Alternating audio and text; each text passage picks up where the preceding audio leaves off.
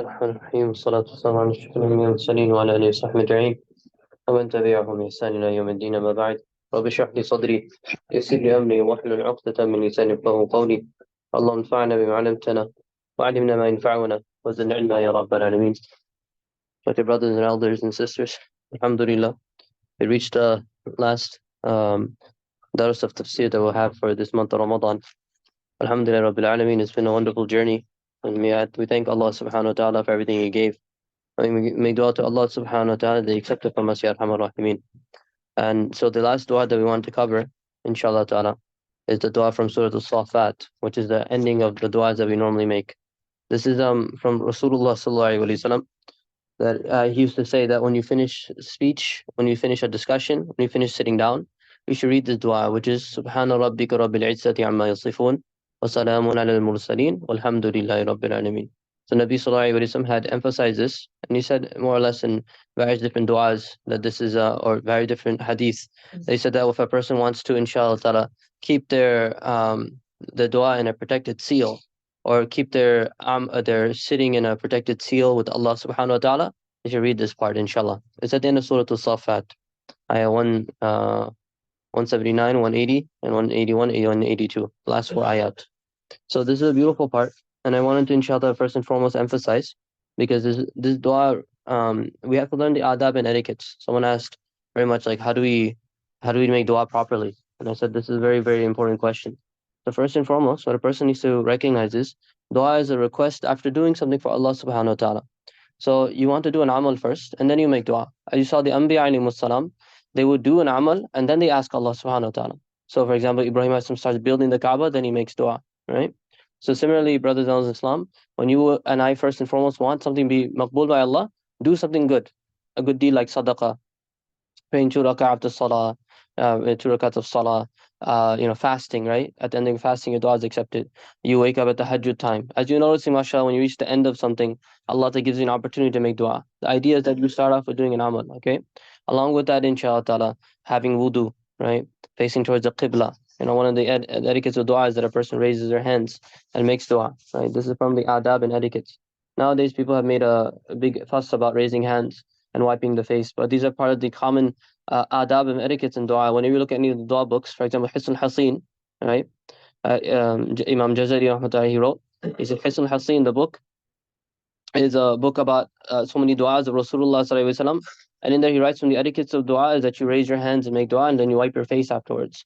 There's one booklet that was compiled by Sheikh Abdul Fattah Abu Ghudda rahmatullahi alayhi, Thalath Rasail fi Istihbab ad-Du'a, three treatises they wrote that were compiled about the virtue of making dua. And then in there he quotes together about over 100 hadiths about showing how raising your hands in dua is from the sunnah, just because people are making such a fuss about it. May Allah forgive.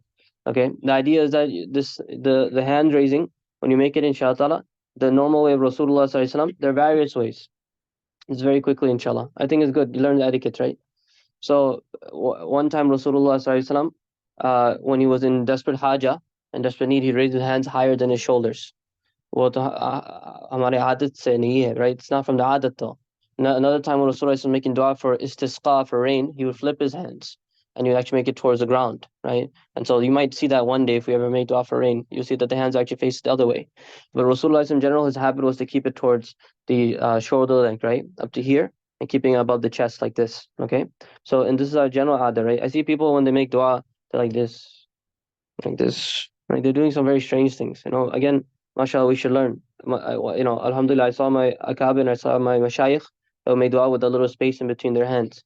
Some people, they make like this is okay, but I've seen that the way is that they keep their hands a little bit spread. I think the idea is that they're thinking, the idea is that Allah, whatever you give is not going to be enough for this. And I saw another really funny video. Someone shares really funny videos during Ramadan, right? So someone was like, they're making dua, and someone like tried to scoop up the mercy from the guy's hand. So the guy's like this, and he goes in there, try to grab the dua or something. I don't think it works like that, brother, but mashallah, So again, we face towards Qibla, inshallah, raise our hands, right? And then we, inshallah, the most important thing is that we actually show our weakness before Allah subhanahu wa ta'ala. This is something that we're not able to do. And this is why I try to tell people that when you make dua, you have to break yourself down. We're too arrogant when we're asking. We're too arrogant when we talk to Allah ta'ala. You have to recognize I'm the abd, Allah, I'm the slave, and you're the master. And Ya Allah, this is my connection to you. There's no other connection. Allah, everything I did in my life was guna, and everything I did in my life was mistake. Ya Allah, I just ask for your maghfirah.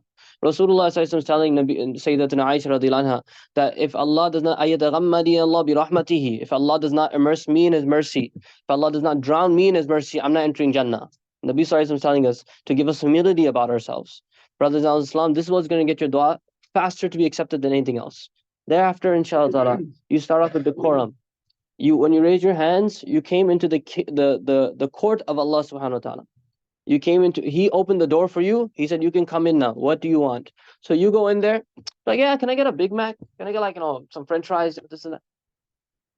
Oh, my respected Mawla. Oh, my beloved Mawla. Oh, lakal hamdu kullu, wa lakal shukru kullu, biyadikal amru kullu, wa lakal khayru kullu. You start saying all these beautiful, Alhamdulillah Rabbil Alameen. Oh, Allah, Allah, I'm here, Allah. You are the greatest, Allah. You're the best, Allah. This is how you start off your dua. You start with hamd before Allah subhanahu wa ta'ala, right? Thereafter, you tell Him who sent you, who brought you here. Wassalatu wassalamu ala Rasulillah. Okay? You start off with hamd, sending hamd to Allah subhanahu wa ta'ala, praising Him as much as you can. Don't stop praising Allah. The more you praise Allah, the better you'll feel. Trust me. You and I will become happy when Allah does praise. You have no idea the happiness we feel when we talk about Allah. You have no idea the happiness.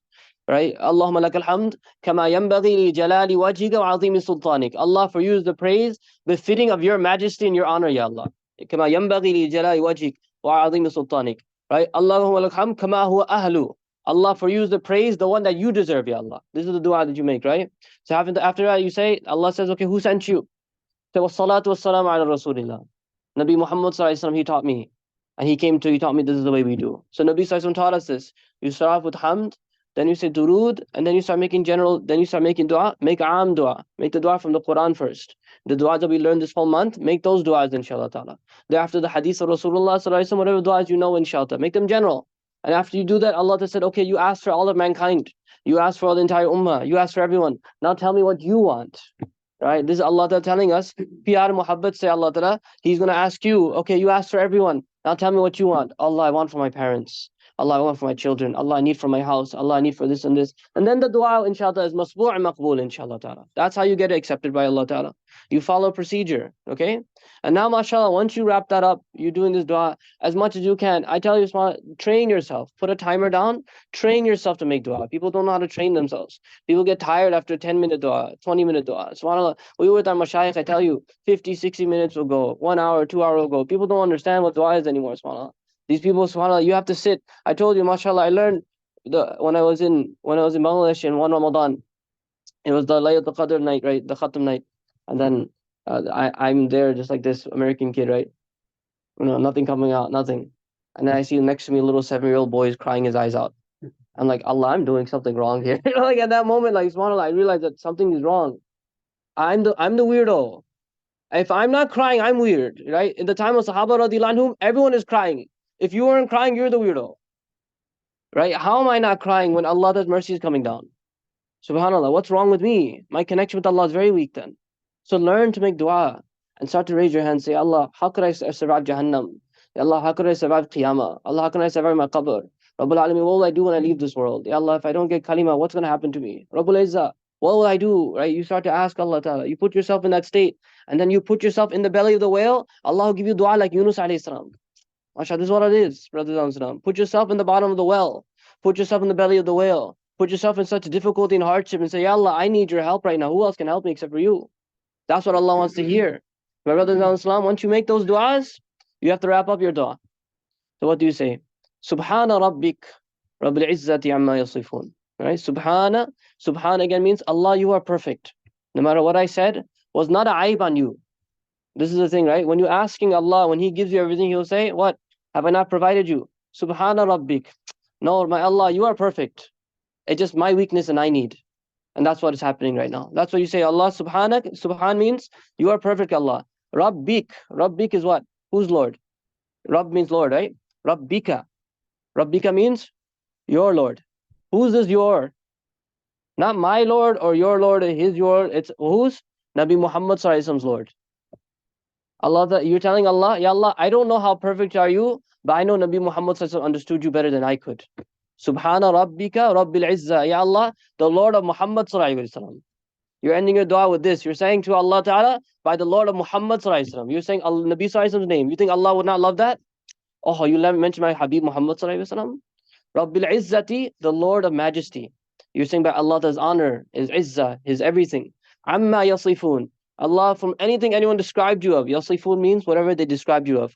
Allah, you are perfect from everything they said about you. When they said you had a son, Allah, you're free from that. When they said you had a partner, Allah, you're free from that. When people said such evil things about you, Allah, you're free from all these things. Perfect are you. Subhana rabbika rabbil izzati amma yasifun. Wa salamun ala al-mursaleen. Right? And now when you started your dua, you start off with hamd, salawat, and then you made your dua. At the end, you flip it. And so you start with salawat, you send to salamun alal mursaleen. Peace be upon all the messengers. Okay? And ya Allah, I'm ending my dua in this way. Nabi Sallallahu Alaihi Wasallam, he did not like that it's part of his humility, Sallallahu Alaihi Wasallam. He did not like that you just made salam on him alone. Nabi Sallallahu Alaihi Wasallam said, وَإِذَا سَلَّمْتُمْ وَإِذَا سَلَّمْتُ عَلَيْهِ فَسَلِّمُوا عَلَى الْمُرْسَلِينَ. Nabi Sallallahu Alaihi Wasallam said, whenever you make salam on me, give salam to all the messengers. فَإِنَّمَا أَنَا رَسُولٌ مِّنَ الْمُرْسَلِينَ. Because I'm a messenger from the messengers.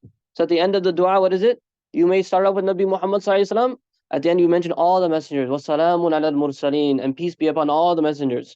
From Nabi Adam alayhi salam to Rasulullah Sallallahu Alaihi Wasallam. Ya Allah, this is my request to you. And I'm mentioning the names of your Anbiya, the ones you love at the end, to accept my request. And at the end you say, Walhamdulillahi Rabbil Alameen. And Allah, whatever you give and whatever you don't want to give, all praises for you anyways, Ya Rabbil Alameen. What a beautiful way to end your dua.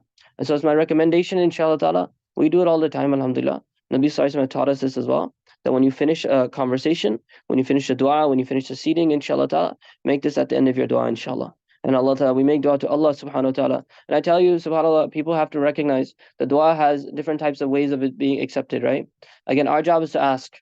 Allah Ta'ala can either show it to you here and give you exactly what you wanted. So you ask for the Mercedes Benz and mashallah, you see it tomorrow in your driveway, mashallah. Alhamdulillah Rabbil Alameen. Mashallah, tabarakallah. If you like that, make dua for me, okay? MashaAllah. The second thing is that if it's not, it's a wabal and a bala. And I tell you, the musibah that was supposed to come to you because of your dua, Allah Ta'ala repels the musibah. I've seen many times, subhanAllah, from my own experience, my child was about to do something unbelievably insane. His life would have been destroyed at that moment. He would have been utterly killed. And Allah Ta'ala just diverts the child somehow, right? And I think about maybe it was a dua that we made and Allah Ta'ala used that dua right now. You have no idea. Really, we don't know. And the last one, Allah Ta'ala says, and this is His most beloved one, you don't believe me. When we pass away, you'll believe me. When on the day of judgment you come, and Allah Ta'ala says, you remember these du'as. One by one, Allah Ta'ala tells you the du'as. One by one. Because you and I forget. Wallahi, we've forgotten everything we've done. Allah does not forget. وَمَا كَانَ رَبُّكَ نَسِيًّا. On the day of judgment, Allah Ta'ala says, one by one, He tells you all the du'as you made. You made this one, and this night, you said it like this. And this one, and this one, and this one. It's going to be a long list. And Allah Ta'ala says, I didn't give it to them in the world. I saved them over here because I wanted you to have these things in Jannah instead. And when you see them, you say, Wallahi, Ya Allah, had you not given me anything, the dunya would have been better. This is the reality of a dua. This has it's an amal, it's an ibadah. Never forget that. When you raise your hand, it's not just you asking, you're worshipping Allah through this. And when you worship Allah through this, is one of the most accepted and most beloved things to Allah subhanahu wa ta'ala. May Allah grant us all tawfiq, inshallah. Alhamdulillah, it's been a wonderful, mashallah. Every year is wonderful, mashallah. I never, alhamdulillah, Ramadan is just barakah and khair. Inshallah. I know it gets a little tough near the end and people are longing for Eid. But remember, inshallah ta'ala, it's a reminder from Rasulullah himself, right? He told us that you're going to have two happinesses, inshallah. One is the time of iftar, one time when you meet Allah Azza wa Jal, you have happiness, inshallah ta'ala. So be excited, inshallah, and just use the last moments as much as you can for the best things, inshallah ta'ala. May Allah accept everything. Brothers have also asked me for the list of du'as. Inshallah, by tomorrow I should have it out in the ICB group, and you guys can use them regularly. Do remember the compiler of the dua in your du'as, inshallah, and his parents and his teachers especially, inshallah ta'ala. May Allah accept everyone, and Allah grant us the best. Subhana rabbika rabbil izzati amma yasifun, wa salamun ala al-mursaleen, walhamdulillahi rabbil alamin.